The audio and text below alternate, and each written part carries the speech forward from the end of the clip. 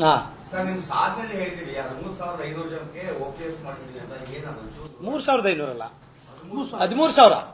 13,000 ಜನಕ್ಕೆ ಏನಾಗಿದೆ sir, central government order ಪ್ರಕಾರ 11,300 ಸರ್, 11,300 ಅರೌಂಡ್ 13 ಆಗ್ಬೋದು, 12 ಆಗ್ಬೋದು, ಅದು ವ್ಯತ್ಯಾಸ ಇರುತ್ತೆ. ಅದು ಈಗೆಲ್ಲ ಅಪ್ಡೇಟ್ ಸಿಗ್ತಾ ಇದೆ ಮಾಹಿತಿ. ಸೊ ಅದೇನಾಗಿದೆ, ಸುಪ್ರೀಂ ಕೋರ್ಟ್ ಆರ್ಡರ್ ಪ್ರಕಾರ ಸೆಂಟ್ರಲ್ ಗೌರ್ಮೆಂಟ್ ಅಲ್ಲಿ ಯಾರು 2006 ಬಿಫೋರ್ ನೋಟಿಫಿಕೇಶನ್ಗಳನ್ನ ಬಿಫೋರ್ ದಟ್ ನೋಟಿಫಿಕೇಶನ್ ಆಗಿತ್ತು, ಅವರು ಯಾರ್ಯಾರಿದ್ದಾರೆ ಆ ತರದ ನೌಕರರನ್ನ ಒನ್ ಫಾರ್ ಆಲ್ OPS ವ್ಯಾಪ್ತಿಗೆ ತರಬೇಕು ಅಂತೇಳಿ ಸುಪ್ರೀಂ ಕೋರ್ಟ್ ಡೈರೆಕ್ಷನ್ ಮೇಲೆ ಸೆಂಟ್ರಲ್ ಗೌರ್ಮೆಂಟ್ ಮಾಡಿದ್ಮೇಲೆ ನಮ್ಮ ರಾಜ್ಯದಲ್ಲೂ ಕೂಡ ಕಳೆದ 1 ತಿಂಗಳಿಂದ ಸನ್ಮಾನ್ಯ ಮುಖ್ಯಮಂತ್ರಿಗಳು ಆ ನಿರ್ಧಾರವನ್ನ ತೆಗೆದುಕೊಂಡಿದ್ದಾರೆ. ಬಟ್ ಯೂನಿವರ್ಸಲ್ ಆಗಿ OPS ಆಗಿಲ್ಲ. ಅದಿನ್ನೂ 2.5 ಲಕ್ಷ ಜನದಿದೆ. ಅದು ದೊಡ್ಡ ಹೋರಾಟ ಇದೆ, ನಮ್ಮ ಡಿಮ್ಯಾಂಡ್ ಅಲ್ಲಿ ಇದೆ ನೋಡಿ, ಅದೇ ಮೇಜರ್ ಹೋರಾಟ. ಇದು ಆ ಒಂದು ನೋಟಿಫಿಕೇಶನ್ ಒಳಗೆ ಒಂದು ಡೇಟ್ ಒಳಗಡೆ ಇದ್ದಂತರು 2006 ಮುಂದೆ ನೇಮಕಾತಿ ಅಧಿಸೂಚನೆ ಹೊರಡಿಸಿ 2006 ನಂತರ ನೇಮಕಾತಿ ಹೊಂದವರು ಮಾತ್ರ ಅಷ್ಟು ಜನಕ್ಕೆ OPS ವ್ಯಾಪ್ತಿಗೆ ತರಲಿಕ್ಕೆ ಸರ್ಕಾರ ತೀರ್ಮಾನ ಮಾಡಿರುವಂತದ್ದು. 4-6 ಇದ್ದವ್ರಿಗೆ ಅವ್ರಿಗಷ್ಟೇ. ಲೇಟ್ ಆಗಾದವ್ರಿಗೆ ಎಸ್, ಅದೇ ವಿಷಯನೇ, ಅದು ಅವ್ರಿಗೆ ಮಾತ್ರ ಈಗ ಆಗಿರುವಂತದ್ದು. ಸೆಂಟ್ರಲ್ ಗವರ್ಮೆಂಟ್ ಹೋಗ್ತಾ ಇದೆ,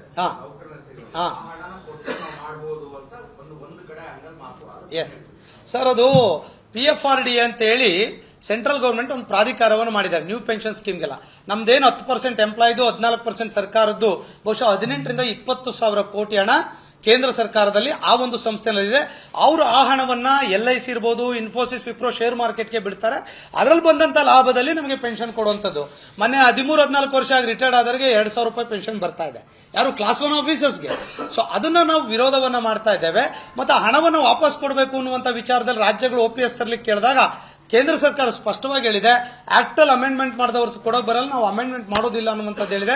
ಈ 18,000 ದುಡ್ಡು ಕರ್ನಾಟಕಕ್ಕೆ ವಾಪಸ್ ಬರದೆ OPS ಮಾಡ್ಲಿಕ್ಕಾಗಲ್ಲ ಅನ್ನುವಂತ ಒಂದು ಚರ್ಚೆಗಳು ಕೂಡ ನಡೆದಿದೆ. ನಾವು ಹೇಳಿದ್ದೇವೆ, ಅದು ಬರುತ್ತೋ ಬಿಡುತ್ತೋ ಗೊತ್ತಿಲ್ಲ ನಮಗೆ.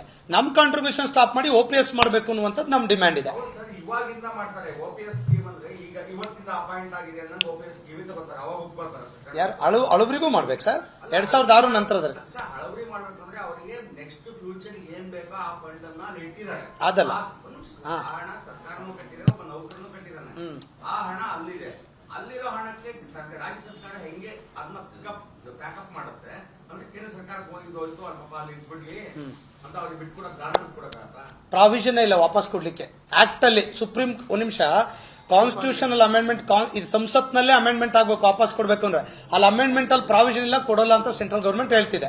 ನೌಕರನ ಕಥೆ ಏನು? ಈಗ ನೌಕರನಿಗೆ ರಾಜ್ಯ ಸರ್ಕಾರ, ಯಾವುದೇ ರಾಜ್ಯ ಸರ್ಕಾರ ಬರಲಿ, ಹೇಗೆ ಹೆಲ್ಪ್ ಮಾಡಕ್? ಪಂಜಾಬ್ ಛತ್ತೀಸ್ಗಢಲ್ಲಿ ಮಾಡಿಯಾರಲ್ಲ, ರಾಜಸ್ಥಾನದಲ್ಲಿ ಮಾಡಿರಲ್ಲ, ಮಾಡ್ಬೇಕು ಇವ್ರು, ಅಷ್ಟೇ ಸಿಂಪಲ್. ಅವ್ರಿಗೂ ದುಡ್ಡು ವಾಪಸ್ ಕೊಟ್ಟಿಲ್ಲ, ಕಾಂಟ್ರಿಬ್ಯೂಷನ್ ನಿಲ್ಸಿದ್ದಾರೆ, OPS ಮಾಡಿದ್ದಾರೆ, ನಮ್ಮಲ್ಲೂ ಹಂಗೆ ಮಾಡಿ ಅಷ್ಟೇ. ಅದನ್ನೇ ಹೇಳ್ತಾರೆ, ನಾವು ಅದನ್ನೇ ಮಾಡಲ್ ಇಟ್ಕೊಳ್ಳಿ. ಯಾಕಂದ್ರೆ ನಾವು ಇದುವರೆಗೂ ಪ್ರೆಷರ್ ಮಾಡಿಲ್ಲ, ಮಾಡಲ್ ಬೇಕಿತ್ತು. ರಾಜಸ್ಥಾನ್, ಛತ್ತೀಸ್ಗಢ, ಜಾರ್ಖಂಡ್ ಮಾಡಿದ್ದಾರೆ, ಸೇಮ್ ಮಾಡಲ್ ಇಟ್ಕೊಂಡು ಮಾಡಿ ಅಷ್ಟೇ. ಆ ಮಾಡಲ್ ನಲ್ಲಿ ಹೇಳಿದಾರಲ್ಲ, ಈಗ ಅವರೆಲ್ಲ ನಿಲ್ಸ್ಬಿಟ್ಟಿದ್ದಾರೆ.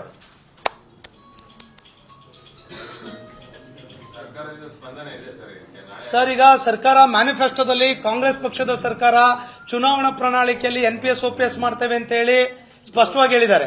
ನಾವು ಕೂಡ ಹೇಳ್ತೀನಿ.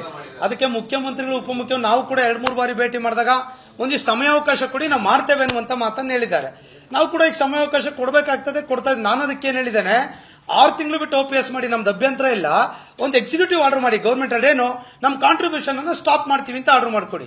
6 ತಿಂಗಳು ಬಿಟ್ಟು ಮಾಡಿ, ಟೈಮ್ ತಗೊಳ್ಳಿ, ನಮ್ಗೇನು ತಕರಾರಿಲ್ಲ ಅನ್ನುವಂಥ ಮಾತನ್ನ ನಾವು ಸರ್ಕಾರಕ್ಕೆ ಕೇಳಿದ್ದೇವೆ. ಅದ್ರ ಬಗ್ಗೆ ಅಧಿಕಾರಿಗಳ ಜೊತೆ ನಾನು ಚರ್ಚೆ ಮಾಡಿ ನಿರ್ಧಾರ ಮಾಡ್ತೇವೆ ಅನ್ನುವಂಥ ಮಾತನ್ನ ಸರ್ಕಾರ ಹೇಳಿದೆ. ಬಹುಶಃ ಈಗ ನಾವೆಲ್ಲ ಕೇಳಿದ್ದಾಯ್ತು, ಈಗ ಸಮ್ಮೇಳನದ ಮೂಲಕ ಲಕ್ಷಾಂತರ ಜನ NPS ನೌಕರು ಬರ್ತಾರೆ, ಅಲ್ಲಿ ಆ ಒಂದು ಸಂದೇಶವನ್ನು ಕೂಡ ಸರ್ಕಾರ ಹೇಳಬೇಕಾಗ್ತದೆ. ಅನುಕ್ಷಣದ ಸುದ್ದಿಗಳಿಗಾಗಿ ವಿಸ್ತಾರ ನ್ಯೂಸ್ ಯೂಟ್ಯೂಬ್ ಚಾನೆಲ್ ಸಬ್ಸ್ಕ್ರೈಬ್ ಮಾಡಿ. ಹೊಸ ಸುದ್ದಿಗಳ ನೋಟಿಫಿಕೇಶನ್ಗಾಗಿ ಬೆಲ್ ಐಕಾನ್ ಕ್ಲಿಕ್ ಮಾಡಿ. ಲೇಟೆಸ್ಟ್ ಅಪ್ಡೇಟ್ಸ್ಗಾಗಿ www.vistaranews.com ವೆಬ್ಸೈಟ್ಗೆ ವಿಸಿಟ್ ಮಾಡಿ. ಅಂಗೈಯಲ್ಲೇ ಜಗತ್ತಿನ ಸುದ್ದಿ ತಿಳಿಯಲು ವಿಸ್ತಾರ ನ್ಯೂಸ್ ಕನ್ನಡ ಆಪ್ ಡೌನ್ಲೋಡ್ ಮಾಡಿ.